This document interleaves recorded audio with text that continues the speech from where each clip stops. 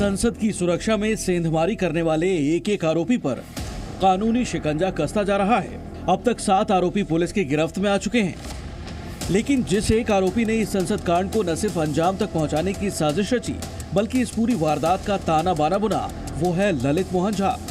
लोकतंत्र के मंदिर को निशाना बनाने वालों का मास्टरमाइंड। ललित 7 दिनों की पुलिस रिमांड पर है। दिल्ली पुलिस उसे संसद कांड के हर राज उगलवा रही है।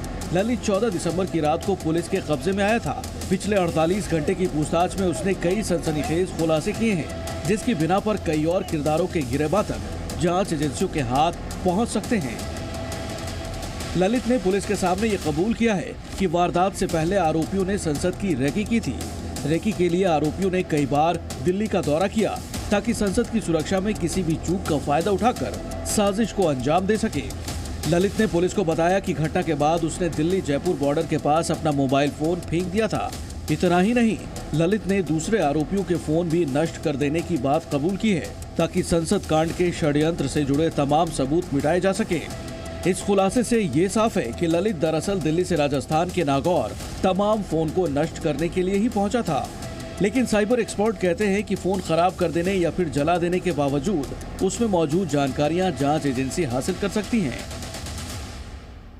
डिजिटल युग में नामुमकिन जैसा कुछ नहीं है। बहुत कम ऐसी चीज़ें हैं जिसको आप रिकवर नहीं कर सकते। इस केस में आपने फ़ोन ज़रूर जला दिया, लेकिन सर्विस प्रोवाइडर्स हैं, आप व्हाट्सएप यूज़ अगर करते हैं तो आपके चैट बैकअप्स होते हैं। गूगल के साथ आप अपने कॉन्टैक्ट्स आप अटैच करते हैं, अपनी फ़ोटोज़ अटैच करते हैं, क्या कुछ नहीं अटैच करते, जो कि सर्विस प्रोवाइडर्स लेते हैं। और सिंस ये मामला नेशनल सिक्योरिटी का है तो प्रायोरिटी बेसिस पे लिया जाएगा। तो अगर हम सर्विस प्रोवाइडर्स से, जो हमारी सरकार है, वो उनसे सीधा डायरेक्ट कॉन्टैक्ट करेगी कि जो चैट्स हैं वो एग्जैक्टली हुई क्या है। ललित की जुबान से निकले हर एक राज से पुलिस इतना समझ चुकी है कि संसद कांड का सरगना खुद ललित ही है। दिल्ली पुलिस ने अदालत में ये भी कहा है कि ललित मोहन झा ही संसद कांड की साजिश का मास्टरमाइंड है। पुलिस के मुताबिक संसद कांड के जरिए ललित मोहन समेत दूसरे तमाम आरोपियों का मकसद था देश में अराजकता फैलाना। साथ ही आरोपियों की ये कोशिश थी कि ऐसा करके वो अपनी मांगों को मनवाने के लिए सरकार को मजबूर कर दे। लेकिन पुलिस को इस पूरे कांड के पीछे विदेशी ताकत का भी शक है। संसद कांड के खुलासे की सबसे बड़ी कड़ी ललित मोहन झा है। ललित की निजी जिंदगी को लेकर जो जानकारियां मिल रही हैं, वो इसके ब्रेन वॉश की ओर भी इशारा करती हैं। ललित का पैतृक घर बिहार के दरभंगा में रामपुरा उदय गांव में है। जानकारी के मुताबिक ललित ने गांव में ही 7वीं तक की पढ़ाई की थी, लेकिन फिलहाल इसका पूरा परिवार कोलकाता में रहता है।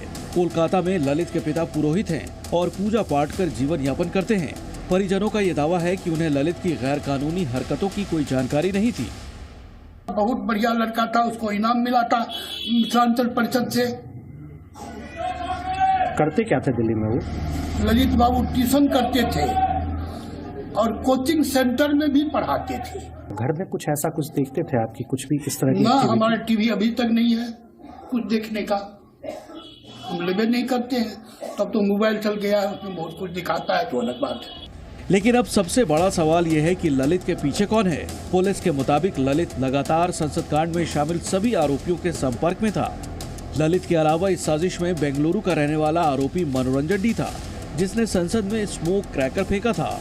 लखनऊ निवासी सागर शर्मा ने भी भरी संसद में उत्पात मचाने के लिए स्मोक क्रैकर चलाए थे, जबकि हरियाणा के जींद की रहने वाली नीलम आजाद और महाराष्ट्र के लातूर से आए अमोल शिंदे ने स्मोक क्रैकर की घटना के दौरान संसद के बाहर हंगामा किया था।